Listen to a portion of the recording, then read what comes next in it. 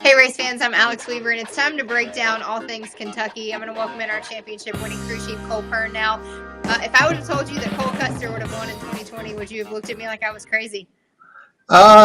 Probably a little bit. I think even with 2 laps to go, I would have looked at you like you were crazy. So didn't see that coming. I don't think anybody did, but it was sure exciting to watch. The 41 has looked strong in his rookie season. He now has a win, locked himself into the playoffs. Is it just luck for that rookie team, or is it a coming-out party for Cole and the 41? I think you got to give them credit. They've been consistently getting better. Indy, they were up in the mix, and that's the old adage. You know, you got to put yourself in position to be able to win and capitalize when the opportunity presents itself, and that's what they did. I mean, he was there all day, steady, and those guys lined up 3 wide, and he made the move. So got to give it to him. There were a lot of cars there at the end contending for the win, but it looked like one car in particular kind of had its day at Kentucky, and that was the 12 of Ryan Blaney. What happened to the 12 car there at the end? Yeah, I think, between him and the 19, it really seemed like they were the 2 best cars. Blaney definitely had the car popping out of gear issues, so pretty cool for them to be able to rebound and fix that and stay in the mix. So, it didn't play out for them at the end, but they had a great car, and they've been consistent, so a good weekend for them overall. What about in the 19 with Martin Truex Jr.? I know that you have a 19 shirt underneath every race that you watch. So what happened to him? Because I know he didn't like getting that P2 finish. Yeah, they were steady strong. I think having to start in the back, it was hard to really know, how strong they were, but they came through the field really well, and as they were able to keep picking them off one at a time, and really they had the race in control up until that restart where the 48 and the 2 got together. And the 12 was just happened to be ahead barely, I think by thousandths or something like that at that timing line. So, that was tough, but still rebounded well to get a P2 finish.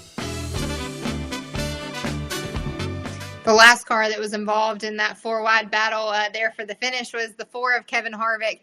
They showed no speed all day long, and then all of a sudden in the final stage, it was the Kevin Harvick show. Is that just him and Rodney clicking on a different level?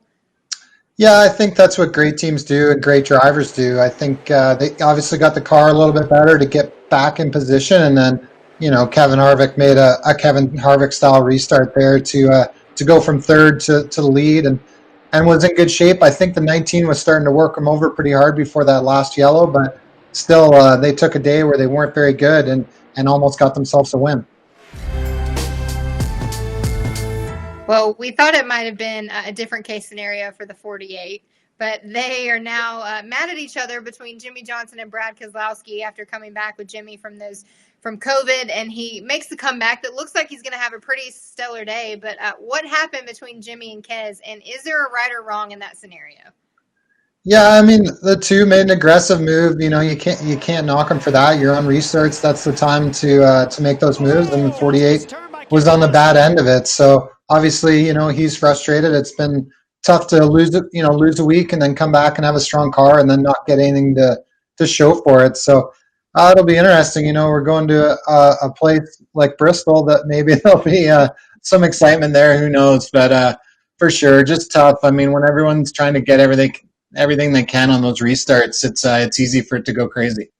Well, Cole, you saw Jimmie's tweet. Do you think it carries over? I'd say so. I mean, he's only got so many races left to check those boxes off, and getting some payback in there might be not a bad plan for him. Well, we saw a lot of moves during Kentucky, contending for the win or in the middle of the races between stages. But is there a move that stuck out to you more so than others for a move of the race? It's got to be that restart at the end. I mean, you got to give it to the 41. I think here we are sitting watching. You got the three cars that were the best really in the mix there, going 3 wide, and then all of a sudden, the 41 hangs it out on the high side through 3 and 4. It gets big momentum. I mean, these 550 cars with all the drag in them, once they stack 3 wide, it's a huge hole, and he had the momentum and made the move. So that was exciting to watch for sure. We're always looking for the Pearn seal of approval. So thumbs up or thumbs down to the PJ1 at Kentucky?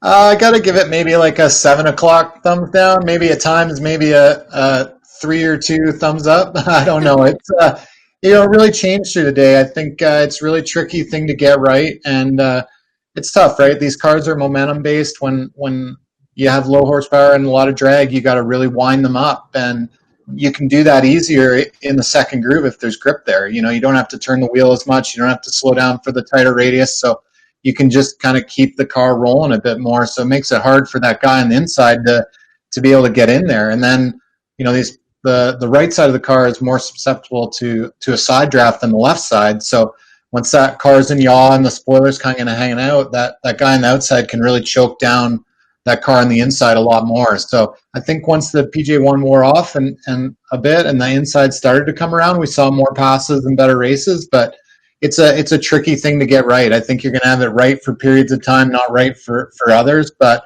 overall we got a great finish. So I think that's the key to look back on. So like a half seal of approval. We'll give it just a little thumb down. Yeah, you just gotta get the timing right on all of it yet. So, but for still an early thing and experimenting, there's definitely some progress there for sure. Well, we're now heading to a no points race. You mentioned it, the All-Star Race at Bristol. It's the first time it's ever been at Bristol. You do a lot of things for $1 million, right? Yeah, I think we always see that Charlotte, and on a high speed mile and a half, you can only get so close to each other, but. Bristol is famous for the bump and run, so it might be a whole all-star race of bump and runs. Who knows? With less cars in the field, too, it'll be maybe opportunity for guys to recover. So I'm excited to watch. I think we've all been waiting for the all-star race to maybe move around a bit, and to have it go to Bristol will be pretty special. I agree. It's definitely going to be a really good show. Tune into that Wednesday night on FS1. We'll have the Open and the All-Star Race. Cole, I want you to join me back after that because I'm sure we're going to have some things to talk about. Definitely will have a few hurt feelings to talk about after that one. Yeah, thanks for breaking down Kentucky. I'll see you after the All-Star. Thanks, Alex.